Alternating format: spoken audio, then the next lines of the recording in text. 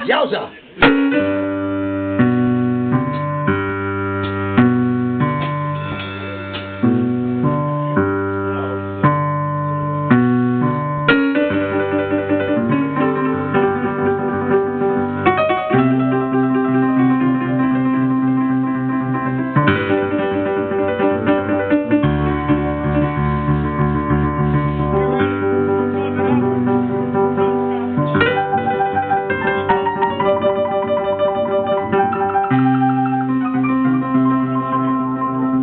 Papa Jimmy Yancey, 1927. Papa Jimmy Yancey, he was the teacher to my Albert Emmons. It's church, baby. It's all boogie woogie church. Here we go, here we go.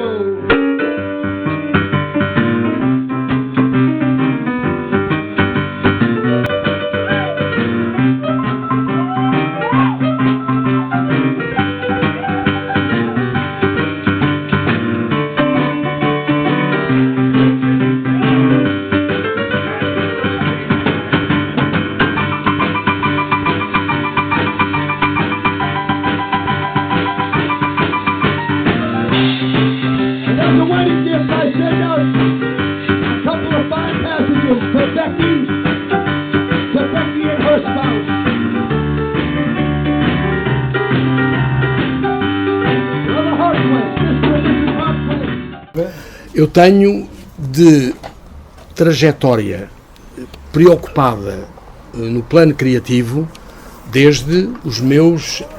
Eu comecei com os 18 anos ou coisa assim, quando estou... Por aí. Pois. Portanto, as coisas nunca cessaram. A necessidade comunicacional foi sempre existindo. E existe. E tem uma obra... O espólio é muito grande. O espólio é muito grande. Agora é assim, eu considero que toda a minha produção pictórica, tudo aquilo que eu digo, porque não gosto do termo produção, mas pronto, agora serve. Não, o que fui fazendo em termos pictóricos é indissociável do que eu escrevi. A minha poética e a minha pictórica são concomitantes ou são a mesma coisa. São, digamos, dois órgãos do mesmo organismo. Claro. E, portanto... Isso que é coerente. Pois, mas é bom. Não, mas olha, Ana, e é importante dizer-te isto a ti, a vocês. No fundo, estou a dar o meu testemunho e deve ser guardado. Eu não quero, e isso já está escrito, eu já tenho isso tudo bem registado e bem definido.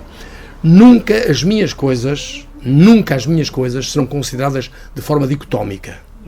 As minhas coisas só podem ser apresentadas de forma conjunta, concomitante, comunicante e indissociável. Porque aquilo que eu fiz pictoricamente são poemas pictóricos.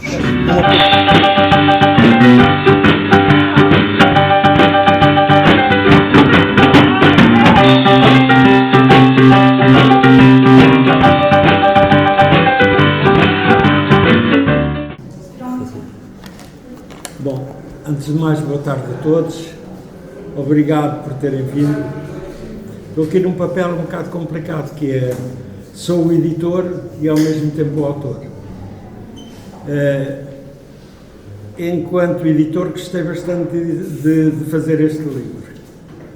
Como autor, vou deixar à vossa consideração, à leitura e aquilo que entenderem que aqui está. Há duas gralhas, aliás, as gralhas perseguem-me.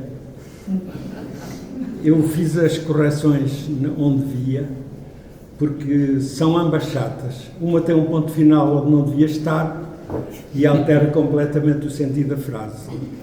E outra é um voo em vez de voo, que é uma coisa diferente. Podia ir no voo, mas não é isso, é mesmo voo. Há aqui... só gostava de dizer duas ou três coisas sobre o livro. Há aqui um texto, eu não vou chamar poemas, é por isso que eu lhe chamo Julião e outros textos, e é também uma provocação. Que, em princípio, o Julião é um personagem de romance, e os textos mais poéticos do livro são exatamente os que têm o nome do Julião. Está aqui um textinho que já está no álbum de 50 anos, 50 fotografias do Armando Cardoso, e que eu achei que devia repetir aqui. Depois, há aqui uma coisa assim meio esquisita, que é uma história 1 e história 2, que tem a ver com uma peça que foi representada em Paris, em França, e publicada num livrinho chamado Le Bocal Portugais, e que foi encenada por Vítor Oliveira, que é um português radicado em França há muitíssimos anos, e que tem uma história de um carneiro que tem a ver com o desenho da Lídia Martínez, e a outra é uma história em que eu tento falar da cigarra e da formiga. Quando lerem percebem que, enfim, há alguma ironia na história. Há também um textinho que me foi pedido pela Maria João Coutinho para um livro sobre janelas. Deveria estar cá a imagem para se perceber um bocadinho melhor o texto, mas não está a imagem. Pronto, vocês imaginam que há aqui uma janela por trás disto. Depois disso, queria, além de vos agradecer a presença, sobretudo agradecer aqui ao meu amigo Hugo Beja. Somos velhos amigos e companheiros há mais de 50 anos. Andamos por aí nessa Lisboa de tertúlias. Ele é desde o Diário Lisboa Juvenil, onde ele é seguramente o recordista de desenhos e ilustrações do Diário Lisboa Juvenil, e depois noutras aventuras, onde eu o convidei, sobretudo para umas subversões nos jornais de paróquia, onde fazíamos um suplemento cultural.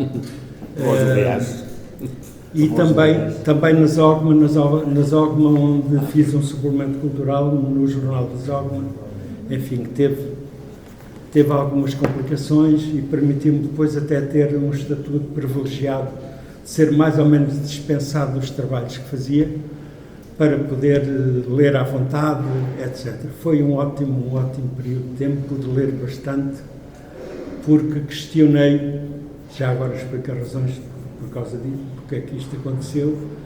Eu estava na secção de compras e apareciam-me para despacho várias aquisições que ultrapassavam o limite que obrigava a concurso público. E obviamente que eu não assinei todas as encomendas que obrigavam a concurso público e que traziam do subdiretor nota, tira-se à Standard Elétrica, e o rapazito devolveu à procedência porque ultrapassava o valor. A outra história é uma inspeção, um avião com carga, e no documento que eu levava, nos documentos que me foram entregues, estava escrito medicamentos. Pedi para retirarem 3 ou 4 caixas e aquilo que aparecia eram metralhadoras, e não deixei seguir o avião. E, portanto, a partir daí gozei de um estatuto especialíssimo de grande leitor, e agradeço às Ogma ter lido tanto naquele período. E pronto, eu não estou aqui para falar de mim, aliás o livro é meu, mas neste momento já nem sequer é meu. Tenciono lê-lo um dia destes. Gostava que o lessem. Uma amiga há pouco perguntava-me se era poesia, e eu disse que não sabia. Não sabia de facto. Essa pergunta fizeste a mim, já vou responder a isso. Tem coisas várias, é um livro. É um livro porque tem folhas, papel e letras. E pronto, muito obrigado por terem vindo. E obrigado especialmente aqui ao meu amigo.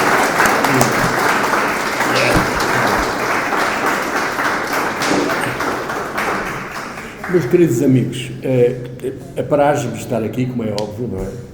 Estamos aqui a celebrar um trabalho que, na minha opinião, é marcante em relação à obra do José Antunes Ribeiro. Estamos a celebrar igualmente a proximidade humana, estamos a celebrar o significado transcendente que existe em todo o ato criativo, em qualquer modalidade de arte ou em qualquer modalidade criativa. Estamos a celebrar a fraternidade e estamos a celebrar a identidade e muitas outras coisas. Não vale a pena estarmos nem a substantivar muitas coisas, embora cada vez mais se imponha que todos nós tenhamos um discurso substancializado. E o que é que eu quero dizer com isto? Quero dizer um bocadinho aquilo que também a Zambrano dizia. A Maria Zambrano, uma grande escritora espanhola, muito grande mesmo, filósofa, de cariz filosófico, dizia: as palavras têm que ser substanciais. O que é que ela queria dizer com isto? Queria dizer que um livro, ao contrário daquilo que o José Antunes disse, mas eu compreendo porque é que ele o disse-o com humildade, que é outra das virtudes que tem andado muito sonegada, mas tem que começar a ser exercida. É a humildade, não o pretenciosismo, não a ostensividade, não a vaidade, não o querer ver coisas fantasmáticas, mas temos a capacidade de transfigurar a própria realidade em si, porque a realidade contém uma ultra-realidade. E aquilo que a arte faz é captar a ultra-realidade da realidade. Ora bem, Maria Zambrano dizia, portanto, que as palavras tinham que ser substanciais. Curiosamente e paradigmaticamente, aquilo que eu encontrei neste livrinho, eu já vou contar a história, porque é que estou aqui. Aquilo que eu encontro neste livro é justamente, desde logo, substancialidade, desde logo, uma enorme verdade testemunhal. Este livro é um testemunho de vida. E não é um testemunho menor. É um testemunho, quanto a mim, maior, porque recupera memórias. Memórias que eu, quanto a mim, acho que são cada vez mais necessárias. Porque os imaginários, segundo os quais nós nos movimentamos, estão a tornar-se cada vez mais mecanicistas e menos organicistas. E nós temos que regressar ao organicismo, ou seja, à nossa condição mais essencial e mais funcional, no sentido de mais espiritualidade, mais afetividade, mais honestidade, mais humildade, mais verdade. E são justamente esses predicados, mas sinceramente, isto não é por encomenda, não é pelo facto de ele ser meu amigo que eu deixaria de ser verdadeiro com as pessoas e comigo próprio. Eu sou coerente e não dou nada de graça. Eu li este livro de forma bastante surpreendida, e já vão saber porquê. Portanto, o que eu quero enfatizar realmente é a importância que o trabalho criativo pode ter, a dignidade que ele pode ter. É evidente que só estou aqui por uma razão muito simples. O José Antunes Ribeiro falou-me de que ia editar o livro e eu disse: ótimo, então tu vais editar o livro. Pô. E dispara-me com esta: e quem vai apresentar o livro és tu. Quem vai apresentar o livro és tu. Bem, nem me deu tempo para dizer que não ou sim. Estava o ato consumado. Quem vai apresentar o livro és tu. E eu pensei depois assim para mim de uma forma um bocado dilemática. Espera aí, este tipo já me arranjou um sarilho. É porque quanto mais nós estimamos o objeto, neste caso o objeto é ele, mas não é depreciativamente, é na realidade, ele é o objeto. José Antunes Ribeiro, um poeta, um escritor e um homem que eu já vou tentar definir de uma forma sintética segundo a minha visão. Eu disse assim: meu Deus, eu não posso ir apresentar uma obra de José Antunes Ribeiro porque eu considero que não podemos desligar a obra criada por um artista daquilo que ele mesmo é como pessoa, daquilo que é a sua vivência, daquilo que é a sua experiência da vida, daquilo que é a sua realidade táctil neste mundo, aquilo em que ele toca, aquilo a que ele chega, aquilo que ele enfatiza, aquilo que ele exalta, aquilo que ele realmente valoriza. E isso corresponde ao universo e ao imaginário do autor, neste caso será José Antunes Ribeiro. E eu sei perfeitamente o lastro da vida do José Antunes Ribeiro. Sei perfeitamente, e já é um pouco pretencioso da minha parte, sei o que sei, mas eu sei, segundo o lugar comum, que a vida do José Antunes Ribeiro é uma vida consequente, no sentido em que foi e é um promotor de cultura, no sentido mais puro do termo, um homem que dedicou a sua vida toda, mas toda até hoje, a partir da juventude, que eu conheci, de uma altura em que eu o conheci, dedicou a sua vida, a sua energia intelectual, a sua capacidade crítica, tudo isso à promoção da coisa cultural, sobretudo no plano literário.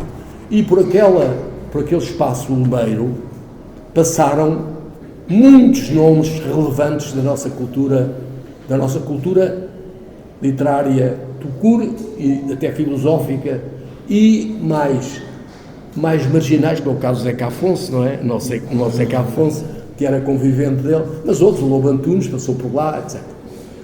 Portanto, um homem que teve a coragem moral e a honestidade intelectual de se manter fiel aos seus valores. Eu acho que este ato de coerência deve ser posto em relevo em tudo aquilo que nós somos ou pretendemos servir. Porque uma das coisas que eu noto é que Portugal tem andado um bocado esquecido de si mesmo. E muitos de nós fazemos parte desta mole humana que é a população portuguesa e que, no fundo, reflete a realidade cultural do país, nem sempre honra a memória deste país.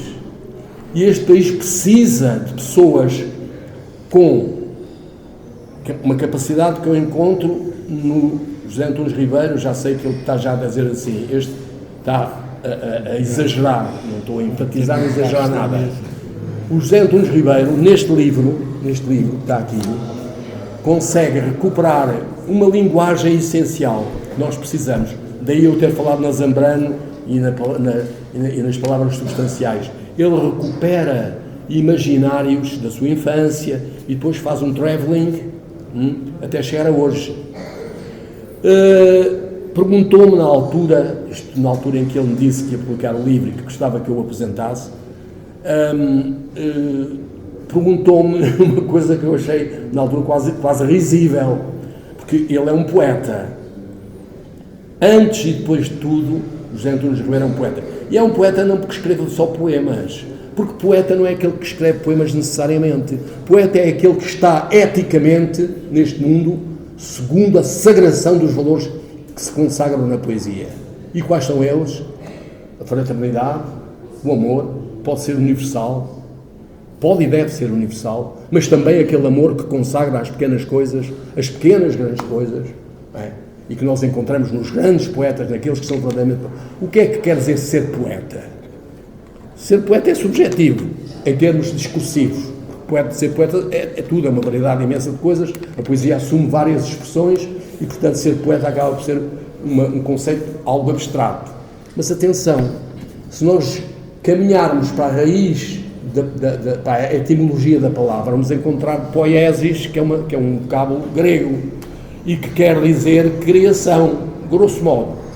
Criação. Em tempos gregos, a criação era artística, literária e, inclusivamente, científica. E houve cientistas na Grécia que escreveram as suas teses em verso. É curioso. Ora bem, curiosamente, o José Antunes Ribeiro tinha uma dúvida fundamental. O que é que achas que o meu livro é?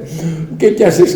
O que é que tu dizes sobre o meu livro? Eu disse assim, o teu livro é um livro eminentemente poético. Ele disse, poético? Sim.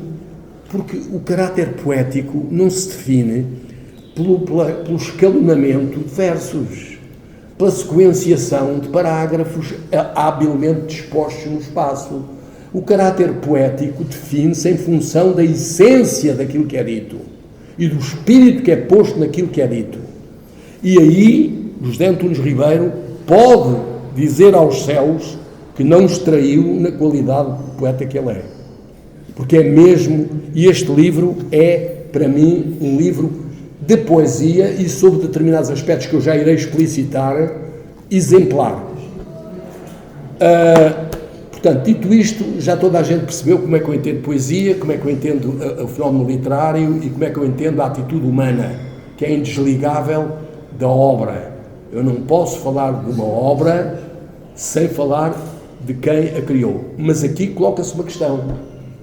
É porque, neste contexto geral de criação artística ou de atividade humana em geral, nós costumamos valorizar as coisas em função, quanto a mim, errónea ou suscetível de cair no gratuito, é que consideramos que as coisas são completamente fruto de uma vontade estrita de quem as cria, suavizando, porque se calhar nem somos nós que as criamos. As coisas criam-nos e cria-se em si também em função daquilo que criam em nós. Há esta reciprocidade. Eu considero que na criação, nas funções criativas, há, independentemente da ideação e inclusive do armamentário que a pessoa tem para se entregar a uma função criativa, que é a sua experiência, o seu conhecimento da vida, enfim, o seu domínio desta ou daquela área do conhecimento, mas sobretudo a sua experiência vivida. Independentemente disso, a própria obra, e os poetas sabem isso muito bem, e eu sou poeta, e assumo como tal. Tenho 50 anos de atividade literária nesse âmbito. E, portanto, com alguma autoridade moral que isso me confere, digo-vos que às vezes estou a escrever e aquilo que estou a escrever está-me a transcender. Ou seja, eu não estou a escrever somente o que quero. Eu estou a escrever também aquilo que o poema quer que eu escreva. E não estou a mistificar, isto é verdade. Mas percebe isto quem efetivamente exerce essa função. O Antunes Ribeiro, com certeza que ao dizer-me, de uma forma quase ingênua, perguntar-me como é que eu devia classificar este livro, eu achei graça, porque realmente aquilo que pode sair de um espírito tão humano e mais, tão formado na coisa humanística, porque o José Antunes Ribeiro é um humanista de límpida água. Sabem que aqui conto-vos uma história interessante e que nunca me esqueci e me marcou bastante, se calhar nem ele sabe até que ponto. Eu tenho uma formação científica, permitam-me que eu seja imodesto e que vos deixe poder omitir este facto. Eu tenho uma formação científica que até em certos aspectos prevalece sobre as minhas funções humanísticas, digamos, como escrevinhador ou como não sei quê. Ora bem, sabe, essas coisas todas. Mas isso é uma necessidade de expressão, uma necessidade de comunicar qualquer coisa. Eu percebi a dada altura que não existe verdadeiramente no mundo uma destrinça rigorosa, uma dicotomia rigorosa entre aquilo que são as atividades meramente materiais e o desenvolvimento da espiritualidade humana. Estas duas vertentes podem conjugar-se, podem balancear uma em relação à outra. A ciência e a poesia, por exemplo, a ciência e a poesia, para não falar da literatura em geral. Aquilo que um cientista faz é procurar determinadas verdades através de métodos, que é um método científico. Não é? E consegue provar certas teorias, porque há um método probatório. O poeta, o escritor, não tem método probatório. mas, atenção, nele existe uma procura, uma pesquisa, uma tentativa de se encontrar a si próprio e de se encontrar face ao mundo. Porque o objetivo fundamental da criação, da criatividade ou da criação, como queiram dizer, é justamente acrescentar qualquer coisa e desvendar qualquer coisa. É uma função prospectiva e ampliadora. Bem, dito isto, eu gostaria de acrescentar o seguinte: um livro não pode ser apresentado. Quando se diz, vais apresentar o meu livro, tu és maluco ou quê? Um livro não pode ser apresentado. Podemos falar vagamente sobre uma obra literária, qualquer que ela seja, uma prosa, uma coisa ficcional, ou uma coisa poética, ou uma coisa ensaística, lá o que quiserem. Nós podemos falar, dar uns tópicos, abrir umas vias, seguir aquilo que é a linha palindrómica, que é neste vetor, naquele vetor, consoante aquilo que nós temos dentro de nós. A obra refaz-se, a obra é mensageira. Este livro contém uma mensagem. Este livro é um mensageiro. E já vamos ver até que ponto é que é. Este livro é mensageiro, como outras obras serão mensageiras, cada uma à sua maneira. Portanto, há um pressuposto. Para que este livro possa ser verdadeiramente valorizado, dado que ele não está nunca acabado, porque se refaz naqueles que o vão ler. Portanto, ele só pode, efetivamente, cumprir a sua missão comunicacional se for lido, se as pessoas investirem nele qualquer coisa de si. E a leitura não pode ser passiva. A leitura não pode ser passiva. Há muita gente que agarra num livro, não quero insinuar, não quero pessoalizar a questão, mas há muita gente que leva um livro e vai passando páginas à procura de um divertissement, de um divertimento. A obra séria não implica divertimento necessariamente, implica investimento de afeto, investimento de inteligência, investimento de curiosidade, investimento intelectual e moral, porque as obras de arte tendem a fomentar a ampliação da qualidade humana.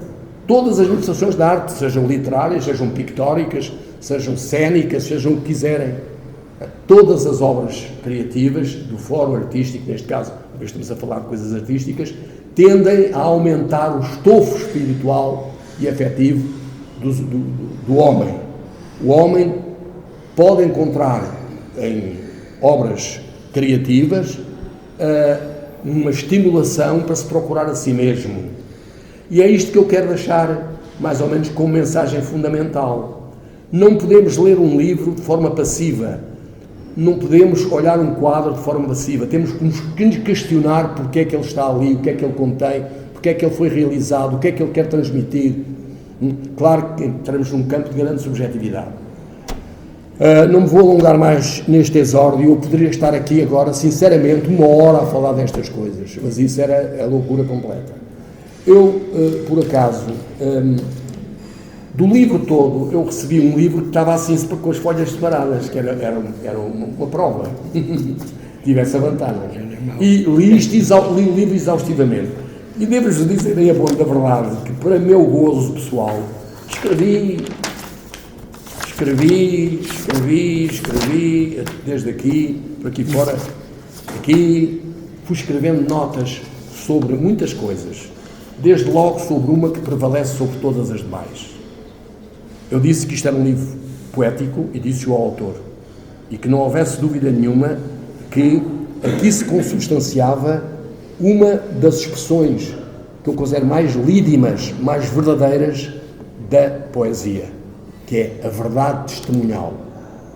Este é um livro que constitui um testemunho humano importante, que até a mim me surpreendeu. Apesar de eu conhecer o José Antunes Ribeiro, surpreendeu-me bastante. E surpreendeu-me porque recupera linguagens virtualmente desaparecidas, virtualmente desvalorizadas, e ele desenterra palavras. Ele diz, o Julião, das primeiras coisas que ele diz, que aliás está aqui nesta primeira, aqui, era a primeira coisa que eu vos queria ler, mas nem vale a pena, porque eu sei o que é. Se alguma coisa se justificarem de ler aqui 1 ou 2 páginas só a nível exemplar. Ele diz, eu vou construir a minha casa, muita atenção com o peso que estas coisas têm, vou construir a minha casa com vento e palavras. Ora bem, um poeta quando diz qualquer coisa, dilo normalmente metaforicamente. O discurso não é direto, o discurso é subjetivo, é indireto, é ínvio, parece que é ínvio, vai numa direção, mas é uma direção simbólica. Pode estar a dizer uma coisa verbalmente e a querer dizer outra no sentido discursivo e espiritual. Portanto, quando ele diz, vou construir a minha casa com vento e palavras, isto, para mim, é, do ponto de vista do meu escopo, do meu escopo crítico, é a essência de tudo o que está aqui neste livro. E é a essência da própria personalidade e do perfil humano do José Antunes Ribeiro, do poeta José Antunes Ribeiro. Ele constrói a sua casa. O que é a sua casa? A sua casa é a sua crença. É aquilo em que ele acredita. Foi este homem que um dia em 1963, me ofereceu um livro do Teilhard de Chardin, um autor, não direi virtualmente esquecido, não é esquecido, nem se pode esquecer, um homem daquele calibre. Era um teólogo, era um padre jesuíta, vivia em Nova Iorque, a certa altura viveu em Nova Iorque, e morreu lá. Foi praticamente votado ao ostracismo. Porquê? Porque as ortodoxias se opõem àquilo que é novo, àquilo que é, de alguma maneira, reformulador, àquilo que traz uma centelha de luz, ou pelo menos de mais claridade. E ele era um espírito iluminado. Pois bem, já vou dizer porquê. Era um cientista e um teólogo. Foi o homem que explorou cavernas na China e descobriu lá os Homo erectus de Pequim, não é? O Homo pequinensis. Portanto, era um cientista, um antropólogo, um paleoantropologista e, ao mesmo tempo, um teólogo. E escreveu 2 livros que foi o Fenómeno Humano, pelo menos esses 2, o Fenómeno Humano e o Moyen Divin, o Meio Divino.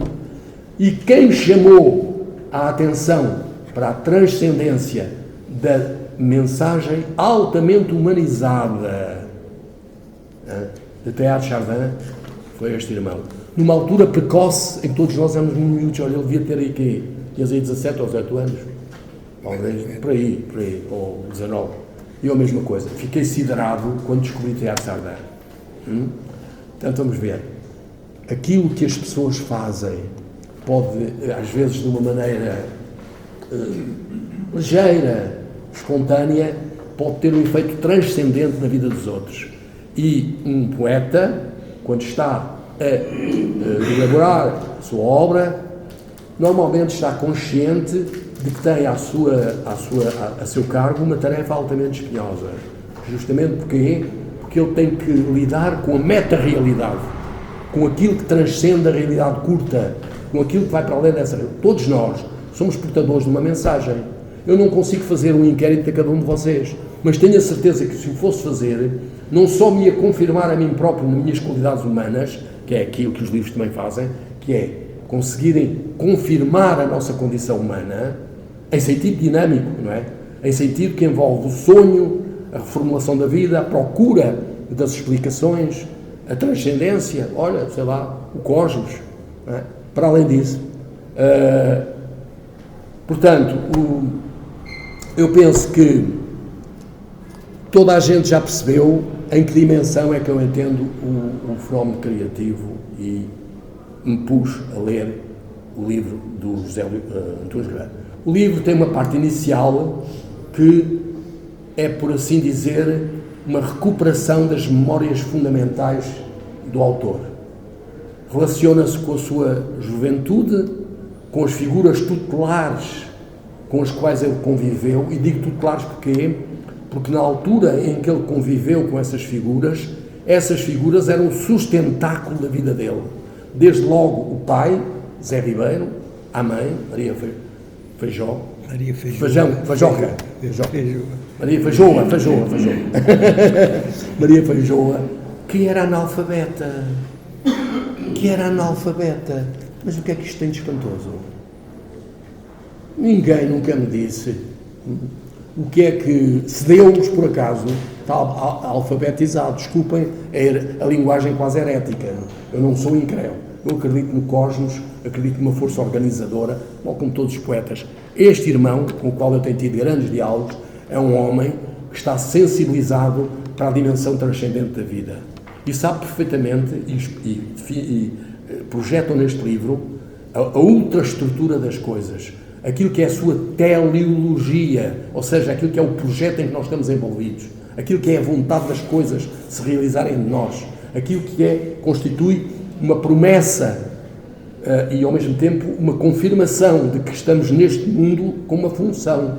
Temos de a cumprir. Melhor ou pior, mas temos de a cumprir. Aquilo que eu estou a fazer aqui é um ato de humildade, porque eu não tenho nada de categoria para falar sobre este livro. Sinceramente, eu admito fazê-lo, perdoando a mim próprio as minhas limitações. Atenção, não estou para aqui a debitar coisas... É difícil falar. O livro fala por si. Os livros, como todo o objeto de natureza criacional, tem um âmago, um centro, e nesse centro estão condensados valores. Todos nós somos versos, todos nós somos poemas, todos nós temos um âmago, existe luz dentro de nós, e também às vezes sombras, e também às vezes sobressalto. Somos humanos, estamos sujeitos a uma condição convulsiva. Agora, o importante é que, naquilo que chega a nós, como fruto de uma depuração espiritual, que normalmente o artista faz em si, que nós saibamos merecer essa mensagem. Este livro merece ser lido por várias razões. Desde logo, como eu disse, que é um livro onde o José António Ribeiro investiu uma enorme verdade, a partir da sua infância, recuperando o valor das pequenas, grandes coisas que vão estruturando a espiritualidade humana. As ruas, uma igreja, um olival, um pisco lá no cume de uma oliveira, como ele diz no poema, um pisco numa oliveira, no cume de uma oliveira. Não é uma coisa banal. As coisas da vida nunca são banais. Banais somos nós se não atentarmos nas coisas, se nós não investirmos na realidade, porque a realidade toda ela é transfiguracional. E transfigura-se transfiguracional em cada um de nós. Portanto, para não me alongar mais, passamos nessa fase preliminar em que ele consagra a figura aquilo que significaram os seus pai, mãe, os irmãos, os amigos, todo o meio ambiente que o rodeava, o contacto com a natureza, que é fundamental e que ele não deixou que morresse nele. Essa vivência com a natureza foi altamente estruturante e não houve de forma nenhuma fratura entre essa memória e aquilo que ele é hoje em dia, na minha apreciação. Depois, então, a partir dessa aparente zona de prosa, aparente, porque mesmo a prosa pode ser poema puro. A prosa pode ser, aliás, até há um termo que se costuma chamar aos poemas que parecem ser prosas, prosoemas, que são poemas na mesma. Mas, queria eu dizer, a seguir passa a uma fase de consagração daquilo que ele considera essencial, de todas as coisas que ele tem como importantes. E aí vamos encontrar implicações de todo o tipo, desde as implicações elementares, físicas, de confrontação do homem com o mundo real, com o mundo em sentido amplo, em sentido mais lato, com implicações sociológicas, mesmo até ideológicas, embora vagamente, porque isto não é um livro, digamos, político, não tem nada de político. A política dele é a política do amor, como ele diz, amem, que amanhã é tarde, diz ele. Diz ele aqui, parece um lugar comum, mas não. Isto é um peso, amem, porque amanhã é tarde. Amem, porque amanhã é tarde. Então, leiam para que não morram, leiam para não deixar morrer este testemunho e para vocês não morrerem por não terem visitado. Porque as obras de arte devem ser visitadas. Elas nascem para serem alimentadas pelo espírito nosso que lhes aplicamos, pela maneira como valorizamos. Eu se for a um Vaticano, estou-me agora a lembrar, e vir, sei lá, Pietà, esculpida pelo Miguel Ângelo, ou se for o sítio onde está o êxtase de Santa Teresa do Bernini, e começar a olhar para aquilo e dizer assim, meu Deus, isto ultrapassa-me, isto contém-se um mistério, há aqui qualquer coisa que nos ultrapassa, como é que é possível realizar isto? Ora bem, esse sentimento de transcendência das coisas o poeta tem, e para realizar a sua obra precisa ter em consideração essa realidade, mas saber vir ao encontro das chaves, dos engramas, dos semântimas, como se diz literariamente, das coisas que têm um significado. E, curiosamente, olhem bem isto. Eu pus aqui a potenciação das palavras, léxico essencial do Jal, onde fala até do Rui Belo. E eu não hesito em ler isto. Não sei se estou a ser exagerado, se não. Não. Então é assim. Isto, quando estiverem cansados de mim, digam, pá, já chega. E eu calmo imediatamente. Nunca mais acabar. Vejam bem toda esta coletânea de palavras. E reparem, lembram-se das tais palavras substanciais. Não esqueçam isto. Palavras com substância. Azambrano. Portanto, não são palavras que morram naquilo que são, no sentido curto. Tem uma semântica alargada. E ele diz assim, palavras para Julião. E diz assim, terra, amigos, dignidade, regatos, verdade, mentira, vento, arbustos, nuvens, opiniões, casa, palavras, campo, mulher, pirilampos, pássaros, ar, fogo, sol, lua, estrelas, enigmas, alma histórica, igrejas, concertos, animais, destino, ideias, dores, tempestades, injustiças, sentimentos, afetos, mar, navios, flores, dia, noite, o canto dos pássaros, as ervas do prado, as lições da experiência, a ternura, as estações do caminho de ferro, as doenças da alma e do corpo, o perfume das flores, os raios do sol, o céu estrelado, o papel dos livros, os frutos, os navios, navegam sempre sobre o mar sem destino, as recordações da infância, os artistas, os trabalhos e os dias, os palacetes e os casebres, os bairros, os olhos da sopa, do queijo, do pão, os males da guerra, os massacres inomináveis, os caminhos da floresta, os juízes e os tribunais, 2 pesos e 2 medidas, um belo firmamento em noite de lua cheia, a luz, as crianças e o futuro, o azul do céu, os berços do universo, aquela montanha, os insetos, os segredos, este espaço, este tempo, Portugal, país possível, país possível, país possível.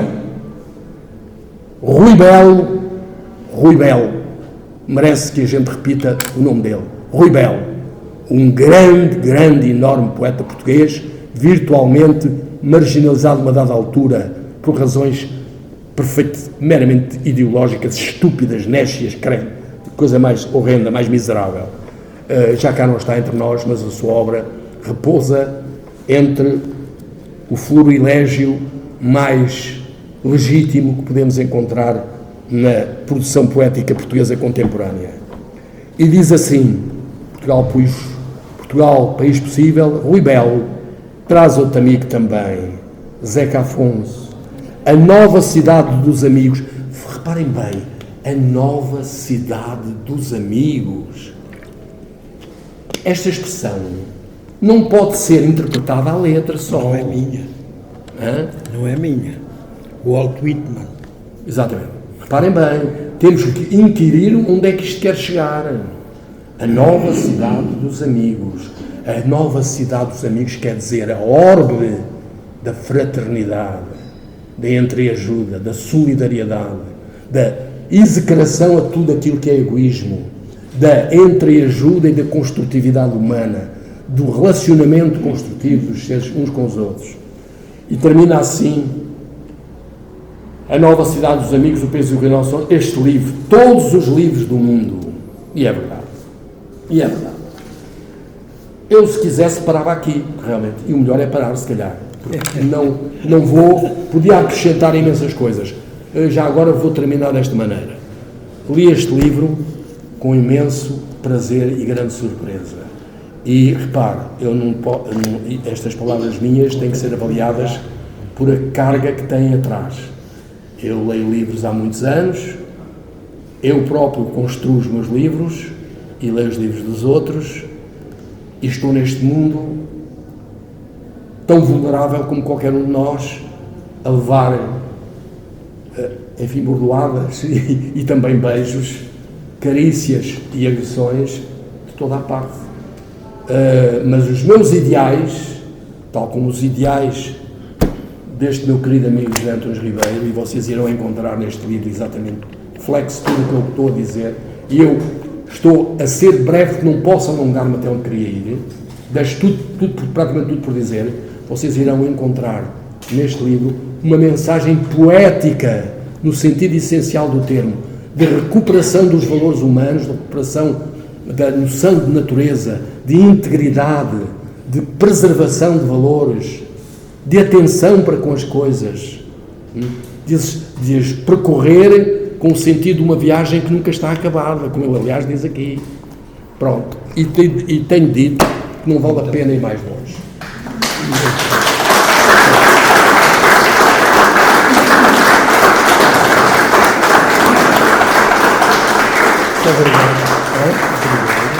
Eu só não ponho aqui um buraco para não me dar um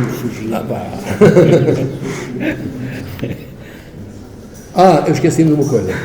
Estas coisas são uma boa oportunidade para as pessoas dialogarem e mostrarem aquilo que pensam e sentem. Uma das coisas que eu... Desculpa, isto agora é off-record.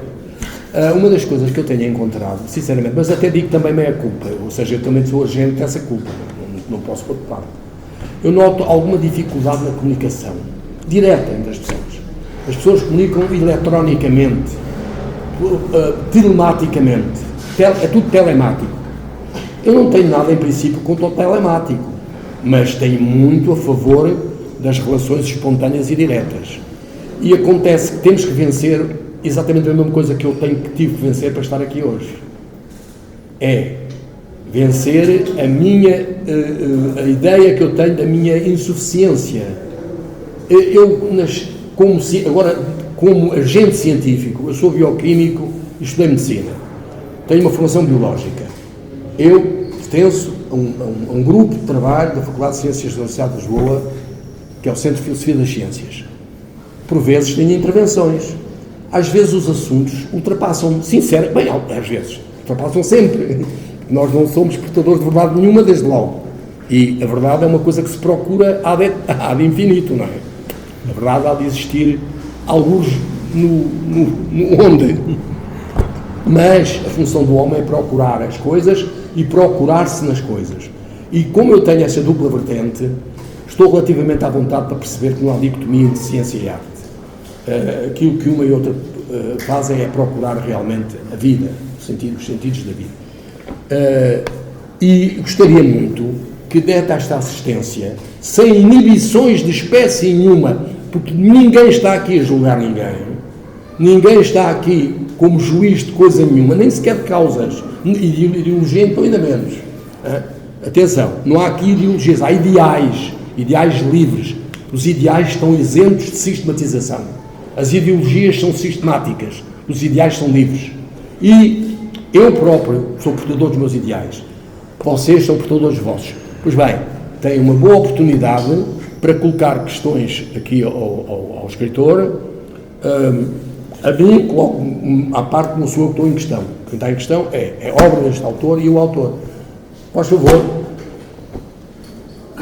Olá, boa tarde. Eu sou da terra do Zé Ribeiro. Eu andava na segunda classe, tu andavas na quarta, se calhar ensinaste algumas contas, mas enfim, cada qual teve a sua. Também tivemos por lá as nossas, fizemos teatro e tudo. Zé, nós somos amigos há longo tempo e tu és de Albritel. É verdade, que é a capital de Portugal. E é uma coisa que a gente tem que pensar um bocadinho. A livraria Avelar Machado, na Rua de Poços Negros, era do albritelense. Verdade.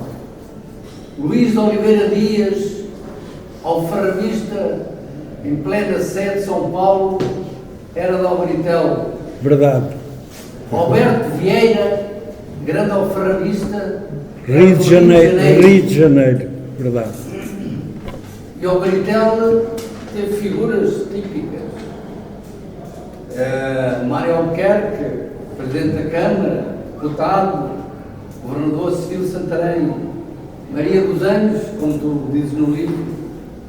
A minha professora. Alfredo Lemos, um grande alfaiate na rua do Ouro, ao meio, Rua do Ouro, Rua Augusta. Tivemos um Vitorino Vieira Dias, teu colega do seminário. Sim. Primeiro o deputado mais novo da primeira legislatura depois do 25 de Abril. Da Assembleia Constituinte. Da Assembleia Constituinte.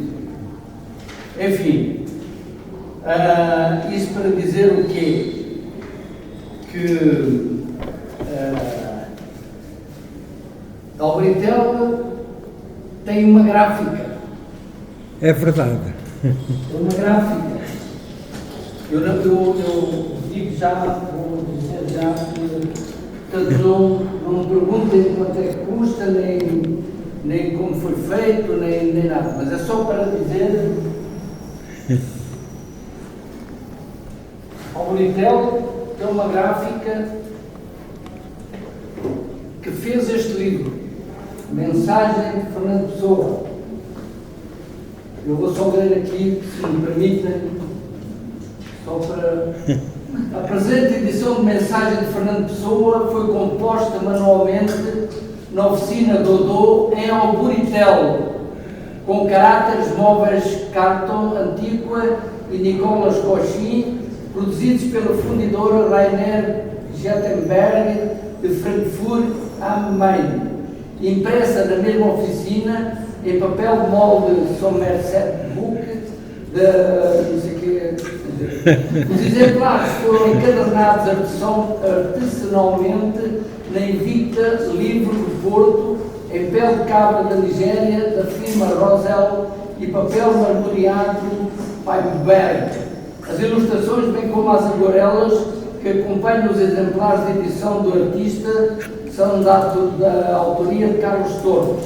Foram impressos 80 exemplares numerados, dos quais os primeiros 20 constituem a edição de artista, e 8 exemplares, ORS, comércio, identificados de AH, entre agosto e dezembro de 2015, da Era de Cristo de Nazaré. Esta cópia é cópia B. Portanto, isto não perguntem nada, é só para tu saber. Eu já sabia. Eu vou mandar. Portanto, eu sou protagonista. Ele está no livro, César. Estou no livro, portanto. Por via do pai dele, É verdade. que era meu amigo, e conto aqui 2 ou 3 histórias que estão no livro. O pai dele era uma figura típica de Alburitel, sem dúvida nenhuma. Era um homem que lia, pediu-me de vez em quando para levar o Saramago, lá não havia 29 tascas e nenhuma livraria, o que é uma boa relação. Ele estava a falar da gráfica, mas eu quero também dizer que Alburitel tem um dos melhores vinhos brancos do país, sem dúvida nenhuma. Yeah. Qual é a casta? As tascas, acho que... Não é casta. A casta. casta. Eu acho que é... não é Alvarinho? Arinto. Não, Arinto, é capaz de ser Arinto. Bom, sei que fornecia o vinho para Fátima, para as missas de Fátima. Isso acho que é uma garantia de origem, um selo de origem. Bem, mas deixa-me só contar 1 ou 2 histórias que vêm no livro do pai do César, o Tiarmando. O Tiarmando era meu vizinho. O quintal da minha casa dava para o casarão que eles tinham lá. E um dia o Tiarmando está do outro lado a gritar para a minha mãe: "Oh Maria, vem aqui a fotografia do teu filho Zé no jornal." E a minha mãe do outro lado para lá: "O quê? Foi preso?" Pronto, a terminar, O resto está no livro. só mais um, se me permitem, só... Mas Portanto, este é um livro, Avenida Paulista, do João Pereira Coutinho, toda a gente conhece, é colunista do... E então... fala do teu tio, ele fala do meu tio, do alfarrabista Luís de Oliveira Dias. de São Paulo. Em 1939, a Europa marchava para a guerra. Uma vez mais, a posição de Salazar era dúbia, a neutralidade portuguesa não era certa. Então um pai do interior do país chamou o seu filho e resolveu não arriscar. Entregou-lhe um bilhete de barco e disse: vais para o Brasil porque não te quero na guerra. Quando chegares a São Paulo, procura um tal Vieira. Existe agora uma Conheci carta há uns para anos todas as numa pessoas que querem feira falar. de Isto é Martim. para... Não sei onde mora, não sei o que faz, mas ele ajudar-me. Eu não te li aqui uma O página, rapaz eu não li uma página viajou fabulosa 18 dias e de 18 propósito para noites. poupar tempo. Uma Desembarcou em página Santos extraordinária com uma mala, pouco tua que eu queria dinheiro, ler. nenhum futuro. Tomou um carro para São Paulo. Chegou a São Paulo e confrontou-se com a multidão. Resolveu seguir a multidão, sem destino ou propósito.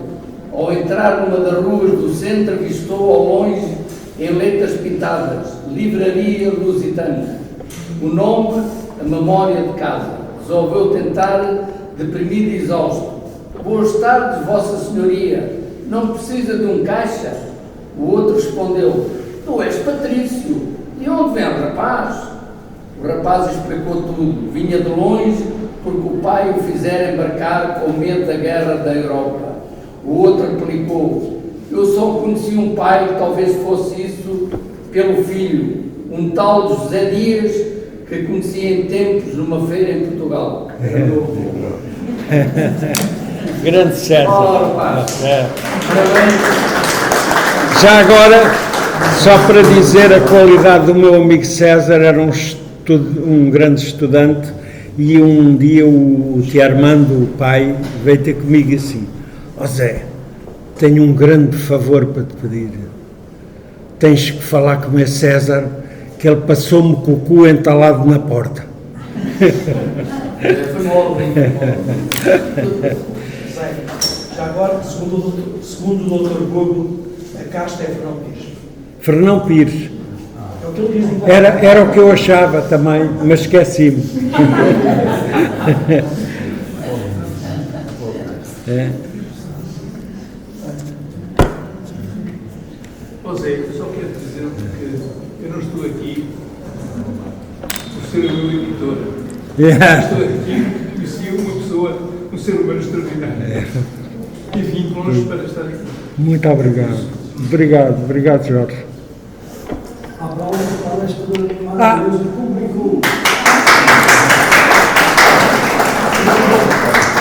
Já agora queria dizer que o Jorge Araújo é autor de um dos mais bonitos livros que nós publicamos, que são histórias infantis para adultos, que ele continua a produzir e que certamente algum dia por aí aparecerão mais, mas é um belíssimo livro. E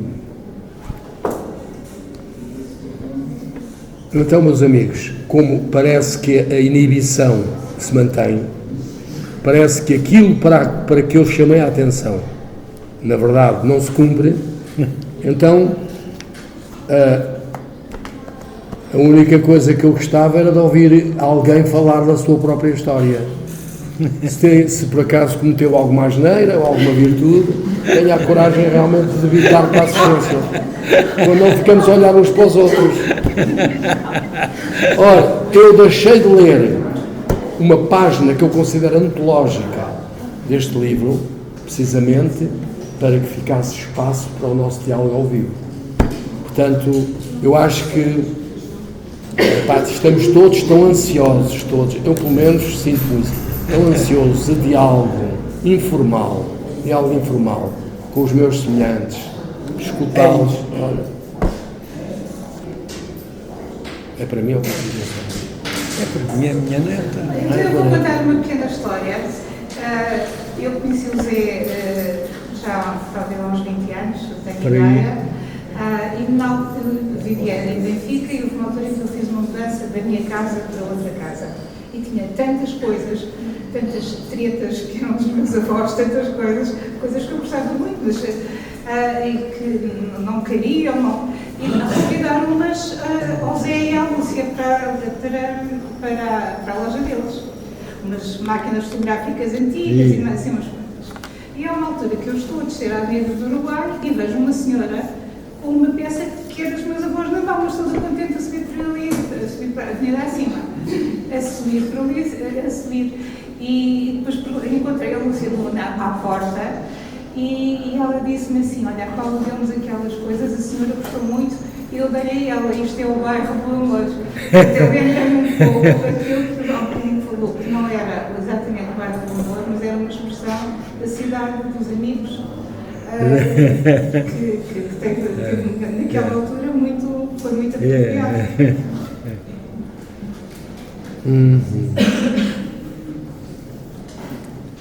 Pois é. É pronto. Então, se não mais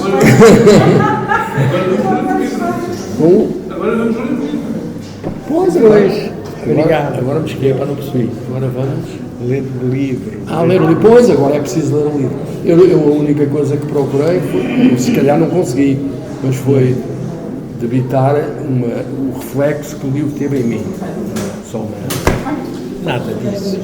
Está tudo bem. Correu muito Achas que bem. não me tive vergonha? Não, correu muito bem. Veio muita gente.